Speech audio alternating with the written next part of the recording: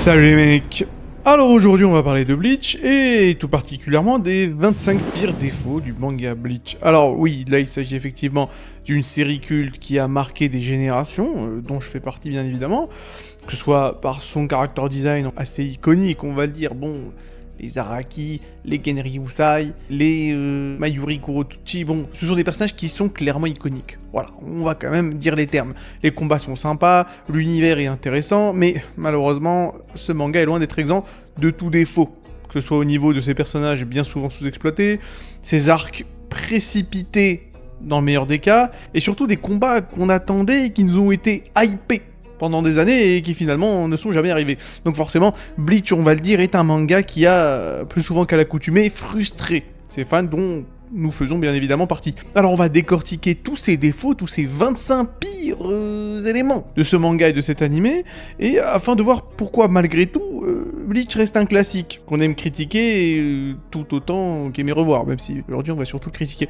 Alors on va pas se mentir les amis, si je vous fais cette vidéo, c'est pas pour rien. C'est-à-dire que moi à la base, je voulais même pas parler de Bleach, c'est-à-dire que en fait, moi je vivais dans un genjutsu, à chaque fois on m'accuse de vous mettre dans des genjutsu à cause de mes vidéos recyclées, mais là c'était moi qui étais dans un genjutsu, les gars. Parce que je pensais vraiment qu'on était tous d'accord, qu'on partait tous d'un pied d'égalité, qu'on partait tous sur un postulat commun, que Bleach, bah c'était pas terrible. Enfin, c'est ce que je pensais, moi. Enfin, je veux dire, j'ai déjà fait quelques vidéos là-dessus, ma plus récente étant, il me semble, je crois, le top 5 des meilleurs capitaines selon moi, et j'avais dit donc dans cette vidéo, dans l'intro de cette vidéo, que j'aimais Bleach, ne serait-ce que pour les capitaines, justement, voilà, les Araki, les Genryusai, des personnages qui sont quand même ultra charismatiques, Aizen bien évidemment, voilà, mais j'aime Bleach un peu comme un péché mignon, dans le sens où moi je partais du principe que tout le monde était d'accord pour dire que c'était pas incroyable, et que du Big Three, c'est-à-dire Naruto, One Piece, Bleach, bah Bleach c'était le vilain petit canard. Mais apparemment non. C'est-à-dire que dans mes dernières vidéos où j'atomisais dans le plus grand des calmes My Hero Academia, j'avais dit effectivement plus d'une fois que malgré effectivement tous les griefs que j'ai à l'encontre de l'œuvre d'Horikoshi, et puis je la plaçais, bon, au-dessus de Naruto, ça c'est normal, au-dessus de Fairy Tail, mais surtout au-dessous de Bleach. Et, attention, les mecs m'ont pris par le callback. Il y a pas mal d'entre vous, effectivement, qui sont allés dans les commentaires pour me dire « Mais attends, t'as pété un plomb. » C'est-à-dire que, ok, on t'a suivi quand t'as commencé à critiquer des BZ, on t'a suivi quand t'as atomisé Naruto, mais là, pour Bleach, on ne te suit plus. On se désolidarise de la chaîne Yajinali si tu parles de Bleach. Ok, d'accord. J'avoue que j'ai pas compris. J'ai pas saisi, non, la vérité, je dis ça sans sarcasme. Moi, je pensais qu'on était tous d'accord pour dire que le manga était pas incroyable, qu'on l'aimait un peu malgré nous, d'une certaine manière, quoi. Mais que les défauts étaient quand même extraordinaires et beaucoup trop énormes pour ne pas les regarder en face, ces défauts. Mais apparemment non. Voilà, apparemment, je sais pas, il y a le mail qui est pas passé. Bon, dans ma dernière vidéo sur Boruto versus Naruto, je vous avais demandé de m'envoyer un signal si jamais vous voulez absolument que je m'occupe du manga. Apparemment, le signal a été passé. Bah écoutez, on se retrouve aujourd'hui. Mais j'avoue que moi, j'ai pas compris. Je n'ai pas compris, on ne vit pas sur le même plan d'existence, apparemment. Je pensais qu'on était tous d'accord là-dessus. Bah écoutez, il n'y a pas de soucis, de toutes les manières, vous inquiétez pas, à la fin de cette vidéo, on sera tous d'accord. Donc voilà, alors sans plus attendre, c'est parti pour la liste des 25 pires défauts de Bleach. Ah oui, avant de continuer, je tiens quand même à vous rappeler que vous pouvez toujours vous abonner, vous pouvez toujours liker cette vidéo si elle vous plaît jusque-là, vous pouvez également encourager la chaîne financièrement si vous pouvez vous le permettre, hein, que ce soit par un don, en vous abonnant à mon Patreon, ou alors en achetant mon PDF, hein, effectivement, si vous voulez vous jeter dans l'aventure YouTube. Voilà, donc ça fait toujours plaisir. Donc voilà, j'ai vraiment besoin de vous, ça c'est une évidence. Et en attendant, revenons à nos moutons. Alors, le premier truc qui pose problème avec Bleach, et c'est un truc qui d'ailleurs pose problème, que ce soit avec One Piece, que ce soit avec My Hero Academia, que ce soit avec bien d'autres mangas, c'est le casting qui est beaucoup trop élevé et beaucoup trop sous-exploité. C'est-à-dire qu'on va le dire, Bleach possède une énorme galerie de personnages, mais beaucoup d'entre eux, et j'ai envie de dire c'est normal quand tu introduis autant de personnages en aussi peu de temps, eh bien beaucoup d'entre eux, malgré leur potentiel, sont largement ignorés. Les trois plus gros exemples de cela sont notamment Uryu, Ishida, Chad et Orihime. C'est-à-dire que Ishida, qui est quand même initialement présenté comme le rival d'Ichigo, ne remplit presque jamais vraiment ce rôle. Je veux dire, c'est quand même extraordinaire. Je crois que je l'ai placé en dessous de Sasuke, pourtant faut y aller, à l'époque de ma vidéo tier list des pires rivaux d'anime. Enfin, Ishida, c'est quand même un ovni dans l'univers des rivaux d'anime. Ok, on peut critiquer Vegeta dans des BZ parce que bon, à chaque fois il se fait défoncer, il est toujours en dessous de Son Goku, mais bon, au moins c'est un Super Saiyan, tu vois. Mais Ishida, c'est un truc de fou. C'est comme si Toriyama essayait de nous faire croire que Krillin était le rival de Broly. C'est des trucs qui... Enfin, c'est pas du tout sur le même pied d'égalité, quoi. Ishida, il sert à rien. Bon, bien évidemment, lors du tout dernier arc, il y a eu un espèce de boost, bien évidemment, pour effectivement, faire illusion. C'est vrai que Tite Kubo, donc le mangaka de Bleach, je pense s'est rappelé que, ah merde, c'est le rival d'Ichigo, mais il est à peu près 3 milliards de fois moins fort que lui. Il y a peut-être un petit problème. Donc voilà, je pense qu'à la fin, il s'est dit, bon allez, vas-y, je vais être gentil, un petit boost, et me dit pas merci. Mais sinon, à part ça, j'avoue que j'ai pas trop compris l'évolution et le manque d'exploitation vraiment extraordinaire du personnage de Uryu Ishida.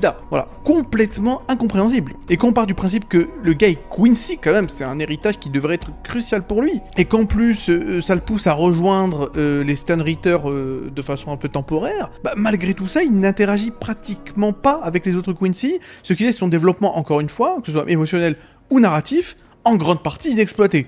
Ishida, ça n'a aucun sens. Ensuite, on va parler de Chad, mais on en parlera un peu plus après, mais oui, le gars, il a un passé intéressant, il a un très bon design, et puis bon, le gars, il s'appelle Chad.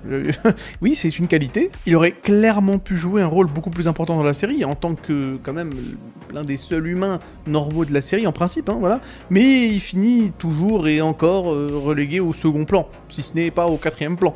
Éclipsé par tous les autres personnages avec des pouvoirs bien plus complexes et intéressants et surtout beaucoup plus puissants que lui, quoi. Enfin, ce mec-là n'a aucun sens. Et on va finir avec Orihime, mais on en reparlera un peu plus tard. La meuf, elle a quand même des pouvoirs assez uniques et complexes qui lui permettent de guérir, hein, quand même, c'est sympa, mais encore une fois, ses pouvoirs comme le personnage, c'est-à-dire Orihime, sont totalement sous-utilisés, sous-exploités. Elle a quelques moments mémorables, comme lorsqu'elle guérit Ichigo après sa confrontation avec Ulquiorra, mais elle passe beaucoup trop de temps en retrait, et le potentiel de ses pouvoirs aurait pu être mieux exploité, et même son personnage, qui n'évolue en réalité jamais, hein. Voilà, c'est décevant sur 20, tout simplement. D'ailleurs, en parlant de décevant sur 20, on va parler un peu de la fin de Bleach, qui est clairement précipitée.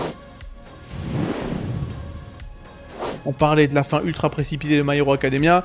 T'inquiète pas que la fin de Bleach, elle est pas loin derrière. Vous inquiétez pas, les frères. Bon, déjà, on est déçus, évidemment, par la façon dont le manga se termine. C'est-à-dire que le combat contre les Stan Ritter et l'alliance entre Ichigo Uryu et Aizen, on peut le dire, peuvent être largement considérés comme étant ultra bâclés. Voilà. Et comme la plupart des mangas qui durent super longtemps sur des années et qui ont un rythme de parution un peu similaire à celui de Bleach, eh bien, la série semble s'être précipitée vers une conclusion ultra hâtive et insatisfaisante. C'est-à-dire que après des années à travailler sur sa série, Tite Kubo, je le sens et je pense qu'il l'avouerait lui-même, était sûrement physiquement et mentalement épuisé. En plus, il me semble qu'il souffrait d'une déchirure au tendon, hein, un tendon, je sais pas lequel, qui nécessitait effectivement une intervention chirurgicale. Mais son emploi du temps, complètement impossible de mangaka, ne lui laissait apparemment et probablement pas le temps de se soigner. Donc, d'après les rumeurs, il aurait demandé à ses éditeurs de conclure la série dans 1 ou 2 ans, et il a finalement obtenu la permission de la terminer, donc en 1 an. Et bien que la décision soit compréhensible d'un point de vue personnel, d'un point de vue narratif, c'est complètement du grand n'importe quoi. Et il nous a clairement laissé une impression de conclusion ultra rushée. Ensuite, défaut suivant, et là, attention, pour une fois que je vais citer Togashi pour un truc négatif, c'est un défaut que Bleach a en commun avec Yu Yu Hakusho, qui est, bon, là, pour le coup, mon deuxième shonen préféré. Donc forcément, ça me fait un peu mal au derrière de le dire, mais voilà, faut quand même rendre à César ce qui est à César. C'est un gros défaut du Yu Yu Hakusho, et donc là, on va parler de tous les combats de Bleach, qui sont juste pas montrés, qu'ils ont hors antenne. Des combats qu'on ne voit pas, voilà. Yu Yu Hakusho était connu pour ça, et malheureusement Bleach également. Donc, après, on va le dire, Bleach propose quand même pas mal de combats mémorables, mais encore une fois, je le répète, la série a pris la mauvaise habitude de passer sous silence pas mal d'affrontements potentiellement incroyables. Bon, déjà, on peut penser à celui entre Kenpachi et Unohana, qui est montré, mais limite en 3 cases c'était réglé. Le combat entre Kenpachi, Byakuya et Yami n'est pas montré, on le voit un peu dans l'animé, mais ça reste vraiment pas terrible, voilà. Il y a plein d'autres combats, soit qui ne sont pas mis en scène, soit qui sont mal mis en scène, soit qui sont mis en scène de manière trop rapide et trop hâtive et trop bâclée. Donc voilà quoi, c'est quand même un gros défaut. C'est une évidence. D'ailleurs, au-delà de ce défaut-là, il y a surtout aussi le rythme de la série qui est clairement déséquilibré, que ce soit le manga, l'anime, enfin... Bon. On va pas se mentir, Bleach fait quand même partie des shonen de l'ancienne époque, et comme la plupart des shonen de l'ancienne époque, Bleach et surtout l'animé de Bleach souffrent de problèmes de rythme qui sont mais quasiment insoutenables. Déjà, une partie de ce problème vient du fait que l'animé devait suivre un calendrier hebdomadaire, obligeant le studio à créer des arcs fillers pour ne pas rattraper le manga. C'est-à-dire que même le manga, déjà, le rythme est pas incroyable dans le manga, alors dans l'animé, mais écoutez, c'est juste pas possible. On va parler plus tard d'ailleurs des arcs fillers, enfin c'est quand même fou de parler d'arc filler. Non mais un filler c'est quelques épisodes, il y a des arcs fillers dans Bleach, c'est fou, c'est de la folie. Et même au-delà de ça, à cause de la vitesse à laquelle les épisodes devaient être produits, bah, il est surtout difficile de les planifier correctement, surtout que bah, on va en parler quand on parlera des fillers, le souci des fillers, au-delà du fait que ce soit pas canon, bah, il faut pas que le statu quo soit trop perturbé. Parce que normalement, bah, c'est des arcs qui n'existent pas. Voilà. Quand je parle du statu quo, c'est la situation de base du manga. Puis que normalement, il n'y a rien dans ces arcs-là qui doit avoir de trop grosses conséquences. Puisque justement, il faut pas que ce qui se passe dans les fillers intervienne avec le canon du manga. Enfin bref, on en parlera un peu plus tard. Mais voilà, le rythme est complètement exécrable, ça c'est sûr. C'est-à-dire qu'il y a les arcs fillers, mais il n'y a pas que ça. Il y a les combats qui s'éternisent, les dialogues inutiles et les flashbacks répétitifs à la Naruto. Voilà, je pense qu'il est très facile de décrocher de l'anime Bleach, même du manga en réalité, ce qui a conduit certains spectateurs et certains lecteurs comme moi à abandonner la série plusieurs fois en fait. Hein. On abandonne, on reprend, parce que c'est infernal. Voilà, tout simplement. On va revenir sur le défaut du casting, mais en fait le problème du casting, j'en ai pas assez parlé tout à l'heure, c'est qu'en fait, ok, Bleach a un casting gigantesque, au point même que même les fans les plus dévoués comme nous auraient quand même du mal à nommer tous les personnages, en tout cas moi j'y arriverai pas. En fait le souci c'est quoi? C'est que non seulement le casting de base, quand je dis le casting de base, je parle du manga avant l'arc Uekomundo, quoi. Je parle de c'est ce casting de base là, c'est-à-dire tous les personnages que l'on découvre lors de l'arc de l'invasion de la Soul Society. Voilà, je parle du casting, de ce casting de base là, voilà. Il y a déjà un nombre incalculable de personnages. Mais le souci c'est que en fait, non seulement ces personnages sont pas développés et ne servent pas l'histoire, il y a pas de souci, mais surtout que au fur et à mesure que les arcs s'enchaînent, il y a de nombreux nouveaux personnages qui semblent être rajoutés et introduits uniquement pour occuper du temps à l'écran ou sur le manga, selon si vous lisez ou regardez l'anime. Et en fait, moi ce que j'aurais préféré, c'est que plutôt que d'ajouter constamment de nouveaux visages et de nouveaux personnages, en fait, Kubo aurait mieux fait de consacrer plus de temps à développer les personnages déjà existants, notamment, et on en revient à ces deux connards-là, des personnages sous-exploités tels que Shad et Uryu Ishida. D'ailleurs, en parlant de trucs qui est pas exploité, on va parler du Bankai d'Ichigo, qui est mais plus que décevant, c'est quand même extraordinaire. D'ailleurs, j'en avais parlé dans ma vidéo sur pourquoi les capacités des héros de shonen, des protagonistes de shonen standard, ont généralement des capacités de merde. Voilà, j'avais bien évidemment parlé d'Ichigo, et on va en reparler, parce que déjà pendant un certain temps, Ichigo n'a ni de véritable Bankai, ni de Zanpakuto complet, puisqu'il possède... en tout cas au début de la série, une espèce de mélange de pouvoirs de Holo et Shinigami. Et ce mélange unique semblait prometteur. Mais lorsque notre ami Ichigo développe enfin son Bankai, bah, le résultat est plutôt décevant. Son Zangetsu, avec le Getsuga Tensho, est visuellement cool, mais c'est super basique. Et après tout le build-up, tout le setup de ce que seraient ses pouvoirs, bah, ce Bankai manque d'originalité. C'est-à-dire qu'en fait, le Bankai de Ichigo, c'est juste qu'il envoie des vagues d'énergie. C'est un Kamehameha mais avec une épée, quoi. C'est quand même un peu réducteur. Enfin, je sais pas. Ça aurait été certainement plus impressionnant si Ichigo avait commencé avec cette capacité et l'aurait fait évoluer vers quelque chose de plus grand et de plus intéressant, et surtout un peu plus complexe par la suite. Maintenant, évidemment, j'en avais parlé dans la vidéo, de pourquoi les protagonistes de shonen ont des pouvoirs basiques. J'avais dit que bien souvent, les protagonistes de shonen ont un pouvoir basique, mais un personnage tel que Gon de Hunter x Hunter ont des pouvoirs bien souvent basiques, parce que c'est plus facile d'écrire des combats différents lorsque c'est l'adversaire du protagoniste qui a des pouvoirs beaucoup plus complexes. Bon, la suite, parlons un peu du power creep. Alors, qu'est-ce que c'est que le power creep, hein? Désolé pour l'anglicisme, en fait c'est l'escalade de puissance un peu incontrôlée, hein, et qui est difficile à éviter dans les shonen neketsu, c'est-à-dire les shonen où effectivement la bagarre c'est un peu le truc le plus important, les plus longs, voilà, tout simplement. Mais on va le dire, dans Bleach c'est particulièrement problématique, c'est-à-dire que si effectivement au début les adversaires d'Ichigo étaient redoutables, mais bon, leur capacité était complètement compréhensible, et bon, bah voilà, en termes d'échelle il n'y avait aucun souci, et bah... plus le manga avance, et plus ça s'est un peu transformé en du gros n'importe quoi. C'est-à-dire que si on prend par exemple Bleach dans son dernier arc, voilà, il y a des mecs qui invoquent littéralement des météorites, hein. Évidemment, là je parle de Grémy. Bon, tu vois des mecs comme Yuaba qui réécrivent la réalité, bon, voilà.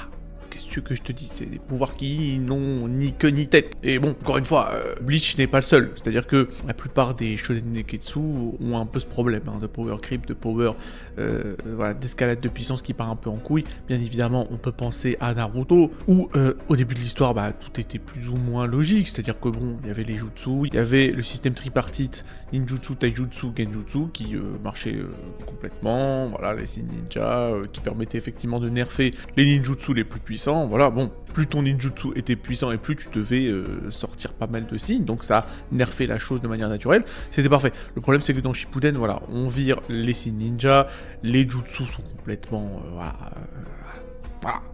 n'importe quoi, les mecs qui ressuscitent les morts, ils utilisent la lune pour faire des genjutsu qui vont concerner la planète entière, bref, c'est du n'importe quoi, on invoque des planètes, on fait des séismes, bref, laisse tomber. Encore une fois, Bleach n'est pas le seul à avoir ce problème, mais clairement bah, il a ce problème, donc voilà, c'est pour ça qu'on en parle. Si on devait parler de quelque chose qui pose clairement problème, bah, c'est Aizen. Alors, évidemment, ne vous inquiétez pas, avant de me tirer dessus à balles réelles, je tiens quand même à dire que Aizen fait partie quand même des meilleures choses, des meilleurs éléments de Bleach. Ça c'est une évidence, le personnage est iconique, stylé, charismatique, voilà. Et lui-même, la vérité, il a de très bons dialogues, hein. En général, quand Aizen parle, faut écrire, hein. Je veux dire, la plupart des répliques d'Aizen sont clairement iconiques, hein. Je me rappelle encore quand... Je sens qu'il parle à Abara, il me semble à un moment donné, et il lui dit « Ouais, ah désolé, quand je marche sur les fourmis, faut que je fasse attention à ne pas les écraser, bref. » Voilà, le mec a la classe, sur ça, il n'y a pas de souci. Par contre, là où clairement ça pose problème vis-à-vis de Aizen, qui est bon, encore une fois, ça lui comme l'un des meilleurs méchants de l'histoire de l'animation japonaise, bah, c'est qu'en fait, ses motivations ne sont pas claires. Voilà, on va pas commencer à parler japonais de manière un peu ironique. Le problème, c'est ça, c'est que les motivations, les buts de Aizen sont complètement flous. Voilà. C'est-à-dire que, ok, on sait qu'il veut détruire le Karakura, on sait qu'il veut prendre le contrôle de la Soul Society et accéder au pouvoir de Hogyoku, mais on sait pas vraiment pourquoi il poursuit ses objectifs, à quelle fin, en fait. Une grande partie de sa backstory est résumée en quelques lignes dans un databook, mais cela reste clairement insuffisant pour comprendre ce qui le motive réellement.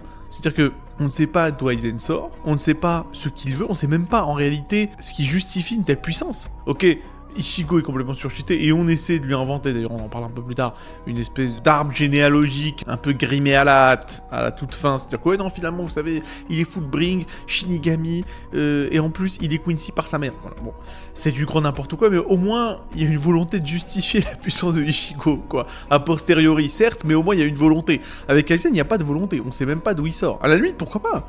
Pourquoi pas? Mais je veux dire, au moins qu'on en parle, qu'on dise écoute, Aizen c'est un type normal, c'est juste que, il vient pas d'une lignée légendaire ou je sais pas quoi, c'est juste qu'il est né avec une puissance complètement surcheatée.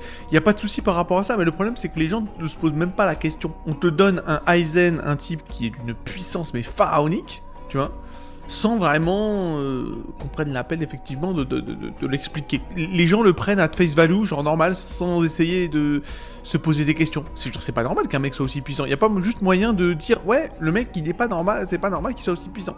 Enfin je sais pas. Parlant de choses qui ne fonctionnent pas, on va parler un peu de l'humour de Bleach. Alors en fait le problème avec Bleach c'est que la plupart des moments sérieux sont souvent interrompus par de l'humour qui clairement est mal timé et qui peut parfois casser le rythme de la scène. Et si l'humour est efficace alors qu'il est bien placé, c'est assez rare. En fait dans Bleach il est souvent mal chronométré, il est mal timé si je puis me permettre. Voilà.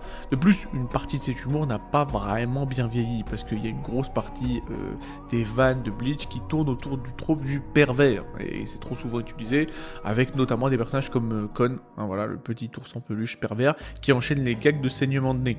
Donc clairement, voilà, c'est pas forcément du caviar. Ça reste un peu de l'humour scatologique, bas de plafond, voilà. Et le truc qui est vraiment d'autant plus con, c'est que dans le dernier arc, c'est-à-dire l'arc Thousand Year Blood War, eh bien, ça a pris l'approche totalement opposée, avec une ambiance beaucoup plus sombre et sérieuse, mais qui manque justement cruellement de moments plus légers, pour alléger la tension. Et ça aurait été quand même sympa de mettre peut-être un peu d'humour, histoire d'équilibrer un peu l'ambiance, en fait, tout simplement. Ça aurait rendu l'arc, je pense, peut-être un peu plus agréable. En fait, ce que je veux dire, c'est que si on prend par exemple My Hero Academia, et en plus, je prends pas cet exemple pour rien, vu que justement, cette vidéo a été faite justement parce que j'avais dit que je préférais My Hero Academia à Bleach, alors que pourtant My Hero Academia, c'est pas forcément un truc de ouf non plus. Hein. Et justement, dans My Hero Academia, en tout cas, à part dans la dernière partie du manga, le rythme est beaucoup plus, comment dire, équilibré.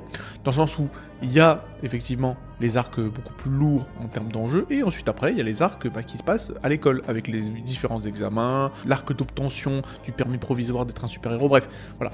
Il y a les moments un peu plus chauds, comme l'arc Overall, l'arc Stain et tout ça, mais des moments un peu plus sympathiques, comme l'arc Festival par exemple, où on voit des personnages secondaires en train un peu de s'amuser, on les voit participer à différents tournois. Bon, les enjeux sont pas forcément énormes, mais ça permet effectivement à l'intrigue de souffler, et surtout à nous-mêmes, de spectateurs et lecteurs, de souffler, voilà, de pas toujours être sous pression.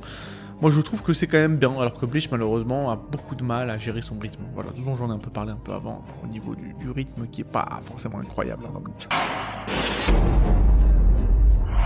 Autre chose qui fait un peu chier, et là par contre c'est un peu plus chaud, et bien on va parler d'Ichigo. Alors, le problème d'Ichigo, je dirais, c'est qu'il s'intéresse pas assez à la Soul Society. Voilà. Et ça va toujours gêner sans que je puisse vraiment mettre le doigt là-dessus au début, quand j'étais un peu plus jeune, où forcément j'étais pas aussi bon pour analyser et comprendre ce qui me plaisait pas dans les différentes fictions que je consommais en fait. Et ça m'a toujours un peu fait chier, parce que regardez, rapidement.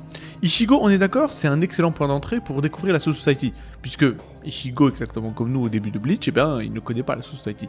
Donc, on apprend les rouages de cette société en même temps que nous, c'est-à-dire le spectateur ou le lecteur. Le problème, c'est qu'il ne semble jamais vraiment s'intéresser à la Soul Society, c'est-à-dire que son objectif principal reste toujours de protéger ses proches, ce qui, on va le dire, est louable, ça c'est certain, mais ça le déconnecte de nombreux thèmes centraux de la série, et ça signifie également qu'il a en réalité peu d'influence réelle sur la Soul Society elle-même, et son manque d'implication dans le développement du monde autour de lui rend son rôle dans l'univers de Bleach plus limité que ce que l'on pourrait attendre d'un personnage principal. Parce que regardez, c'est comme si on prenait Naruto, et attention, là, je vais prendre Naruto comme un exemple positif, ça n'arrive pas souvent, donc garez-vous. C'est comme si on prenait Naruto et on faisait en sorte que le mec, il n'habite pas à Konoha. Ça veut dire que Konoha est toujours au centre du manga Naruto, de l'histoire, de l'intrigue de Naruto, mais par contre Naruto, lui, c'est pas un mec de Konoha. Voilà, c'est un mec, je sais pas, du village de la pluie, à Adbéton. Voilà, bon. Bah en fait, ça n'aurait en réalité aucun sens, et même au-delà du fait que ça n'ait aucun sens, ce serait beaucoup moins engageant pour nous, bien évidemment. Parce qu'en fait, quand Naruto se bat contre Pain, il se bat pas juste parce que Pain est méchant, il se bat aussi et surtout pour protéger son foyer, pour protéger sa mère patrie. C'est ça en fait le truc. Donc quand Ichigo protège la Soul Society en combattant Aizen, en combattant Yhwach et tout ça, surtout qu'après que les State Eaters aient pris possession de la Soul Society, je veux dire, normalement, quand Ichigo débarque pour libérer la Soul Society, il aurait dû, et ça aurait été mieux, qu'Ichigo ressente quand même pas un délire patriotique, mais vous m'avez compris, comment dire, un sentiment d'appartenance envers la Soul Society. Dans le sens où il protège quand même un endroit qui lui est cher. Le problème, c'est que c'est pas du tout le cas.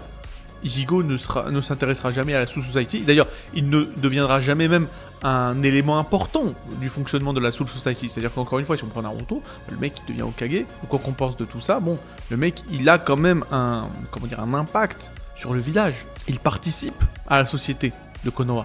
Donc, on peut comprendre qu'il veuille quand même défendre l'endroit. Alors qu'Ichigo, il s'en bat les couilles de la Soul Society.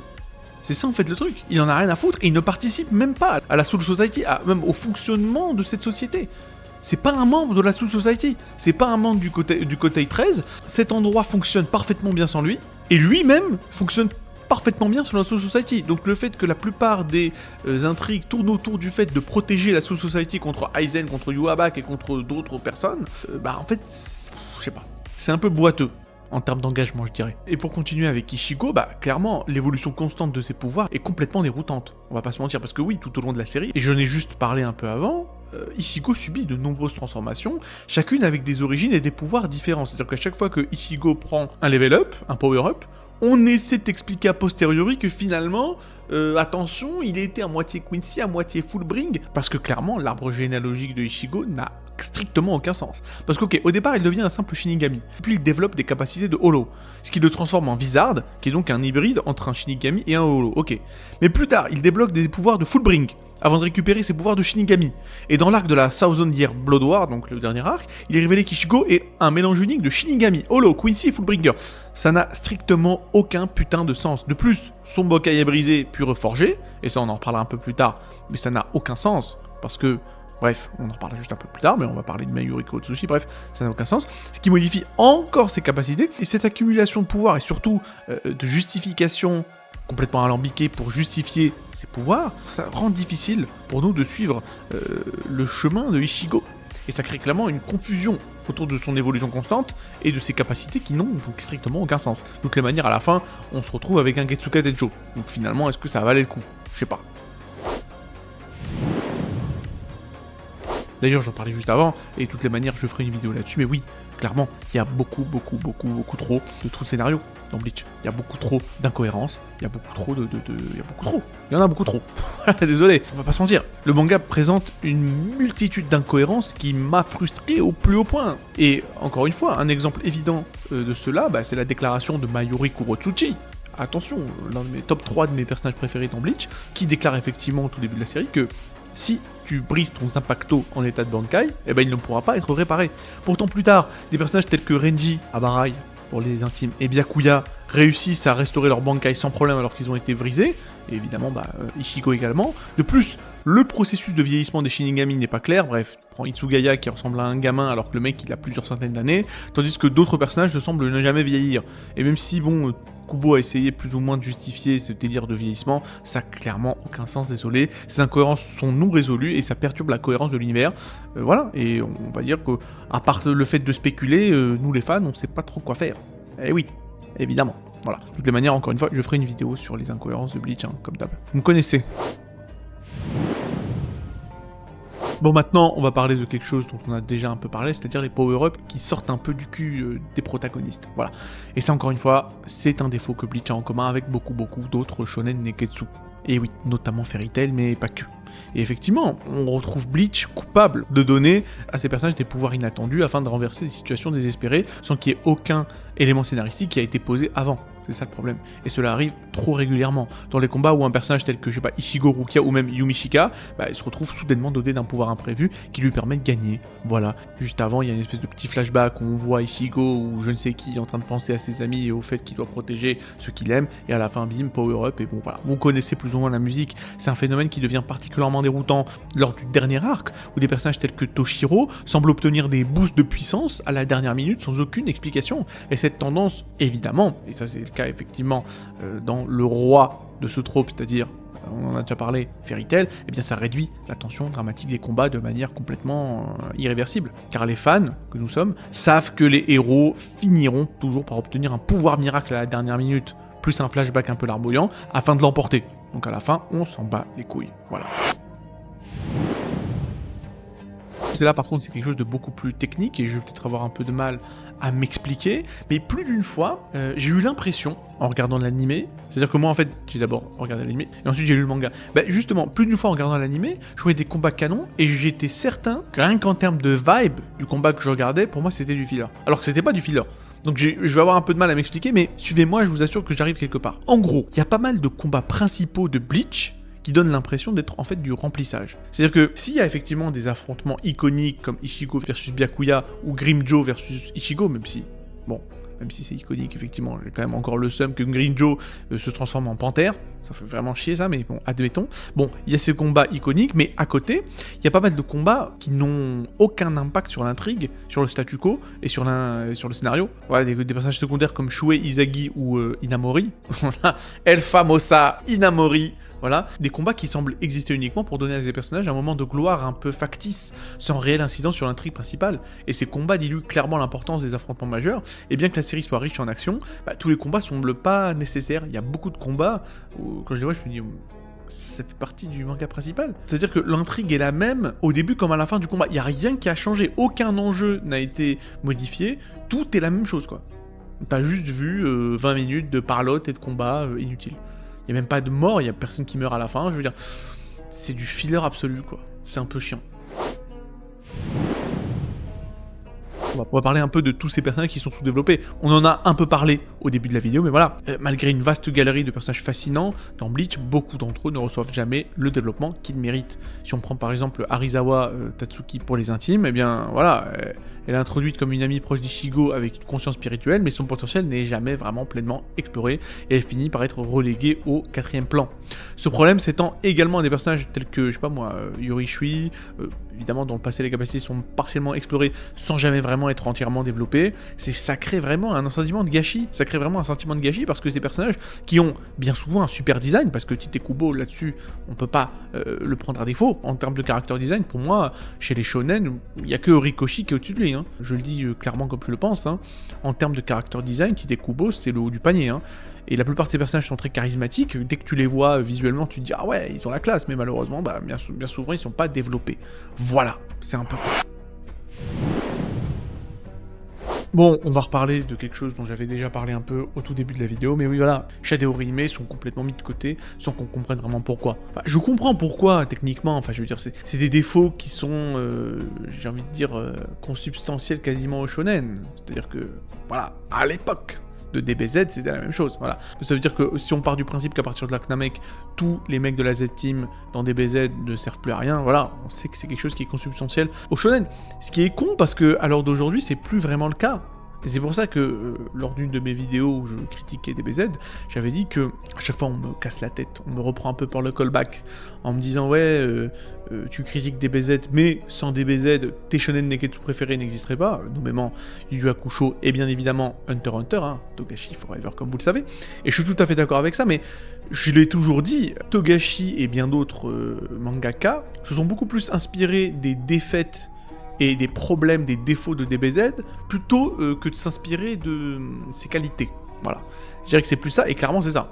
Et clairement, en ce qui concerne la manière dont les personnages secondaires sont développés dans la plupart des shonen neketsu à l'heure d'aujourd'hui, bah c'est clairement ça, si tu prends One Piece par exemple. Voilà. One Piece, bon, en termes de... au niveau des personnages secondaires, bah, ils sont beaucoup plus développés et beaucoup plus mis en avant et beaucoup plus respectés dans Bleach plutôt que dans DBZ ou Naruto, justement. Voilà. Tu prends ça, tu prends bien entendu Yu Yu Hakusho, voilà, tu prends Hunter x Hunter, bref, surtout Yu Yu Hakusho, quoi. Yu Yu Hakusho, c'est vraiment le shonen où les personnages secondaires sont vraiment, comment dire, respectés, quoi. Ça fait plaisir. Malheureusement, Tite Kubo et Bleach ont préféré se mettre du côté de Naruto, ont préféré se mettre du côté de DBZ, et ont préféré se mettre du côté des shonen qui mettent de côté leurs personnages secondaires. C'est bien con, dont Chad et Orihime qui occupent toujours et encore les rôles les plus subalternes qui soient dans le manga. Et Chad, malgré son apparence imposante, son nom stylé et ses pouvoirs intéressants, bah, il perd presque tous ses combats importants. Et Orihime est souvent perçu aussi comme inutile, à l'instar de Sakura dans Naruto. Voilà, c'est bien ce que je disais.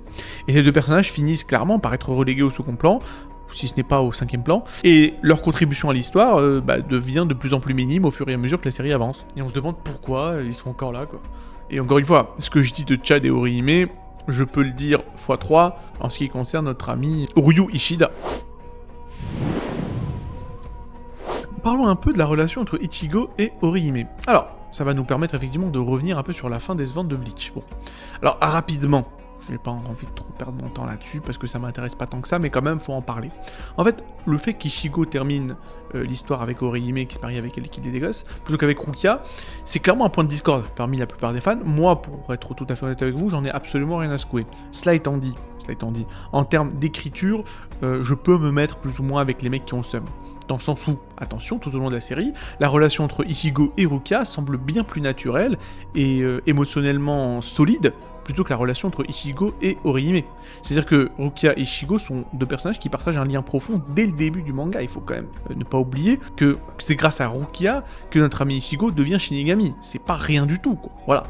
Il est quand même question de deux personnages qui ont une profonde alchimie l'un envers l'autre, quoi. Ils se disputent, ils se chamaillent, mais en même temps ils s'aiment beaucoup, ils font... Voilà.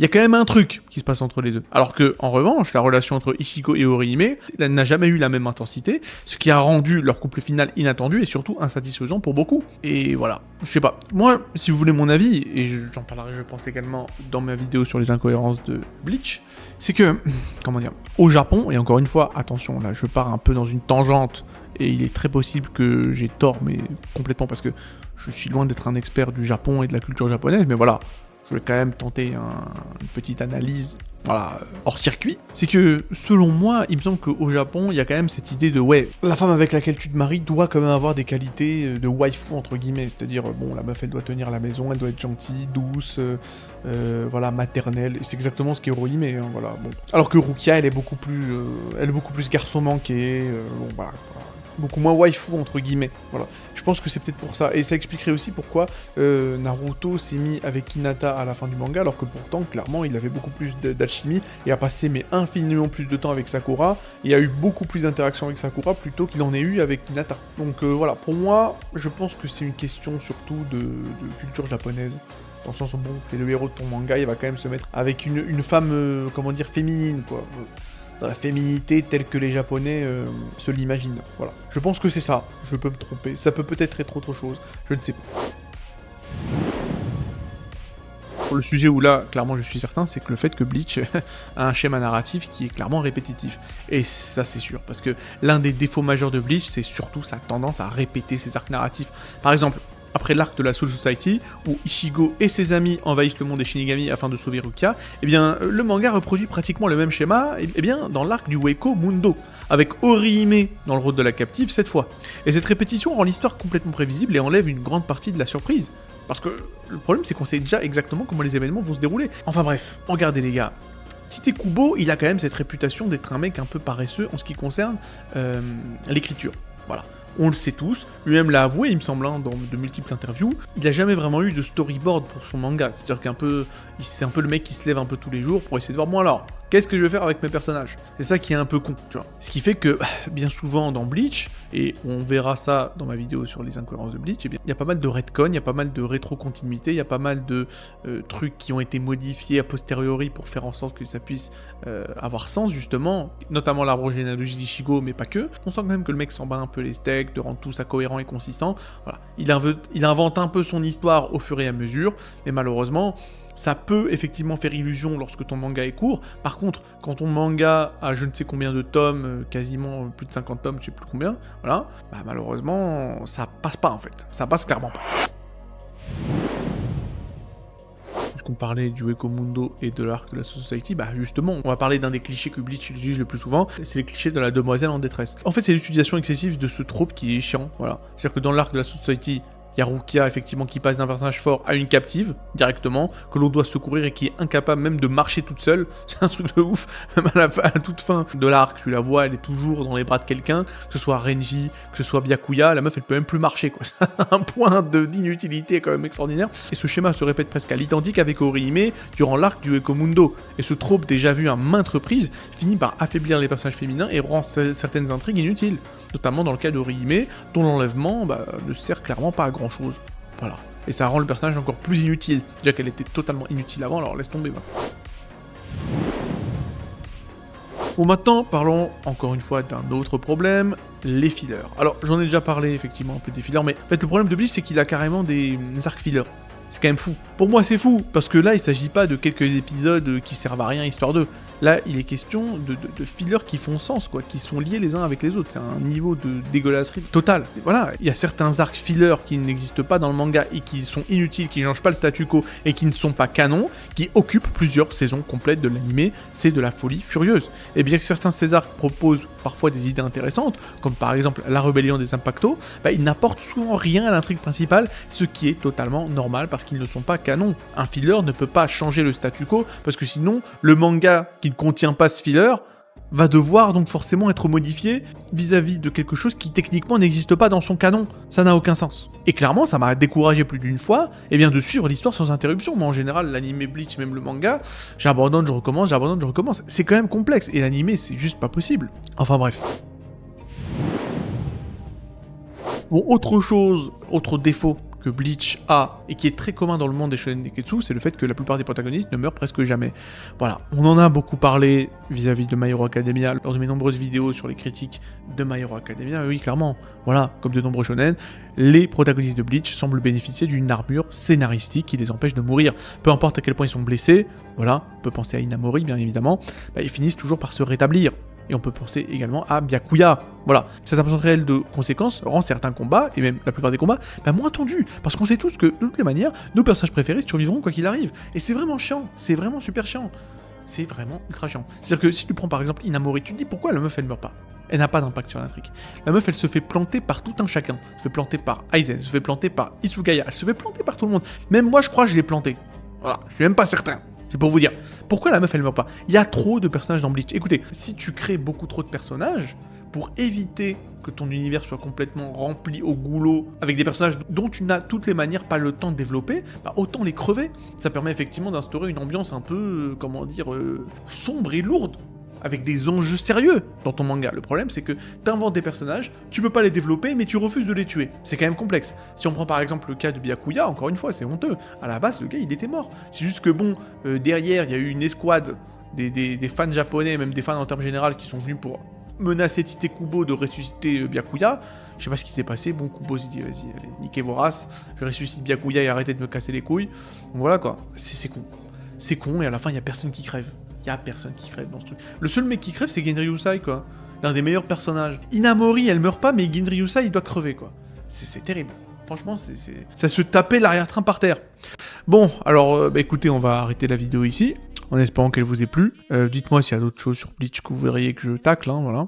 Je pense que je vais juste faire peut-être une vidéo sur les incohérences, et je vais m'arrêter là. Parce que franchement, moi j'ai pas de haine contre Bleach, pour vous dire la vérité. Moi j'aime bien le manga, je l'ai déjà dit au début de la vidéo, j'aime bien le manga, malgré tous ses défauts, parce que bon, ça fait quand même partie un peu de l'enfance. Et puis j'aime beaucoup le chara-design, les capitaines sont stylés, bon. Puis j'ai un peu de la peine pour Bleach. Parce que je pensais, jusqu'à aujourd'hui, que tout le monde détestait, ou que tout le monde méprisait, que personne n'en parle, bon, voilà. Donc j'avais un peu de la peine, quoi. Mais bon, écoutez, apparemment, je m'étais trompé, mais juste pour vous dire que j'ai pas particulièrement de haine contre Bleach, voilà, contrairement à Naruto, ou voilà. Où j'ai clairement... j'ai clairement peut-être un peu de ressentiment. Mais pour Bleach, c'était pas le cas. Donc je pense que je vais juste faire peut-être une vidéo d'incohérence. De manière, je l'ai annoncé 40 fois dans cette vidéo, donc je suis obligé d'aller au bout. Et ensuite, après, je passerai à autre chose. Alors, je pense, voilà. Soit Demon Slayer, soit Jujutsu Kaisen. Je suis encore... je me tâte. En fait, c'est difficile de commencer ces séries, voilà. C'est difficile. Enfin, j'ai déjà commencé un peu Jujutsu Kaisen de toutes les manières. Mais ça, c'est complexe. Vous savez, à partir de 30 ans, je pense que c'est... Je sais pas, on perd un peu la foi de commencer des séries complètement super longues comme ça. Tu vois. C'est compliqué. Quand tu passes à un certain âge, je sais pas, t'aimes bien peut-être rester sur tes acquis, c'est un peu compliqué. Tu vois, je sais pas. Bon, bref, de toutes les manières, je raconte ma vie pour rien. En espérant que la vidéo vous ait plu, je pense que bon, les prochaines vidéos ce sera sur Jujutsu Kaisen, je pense.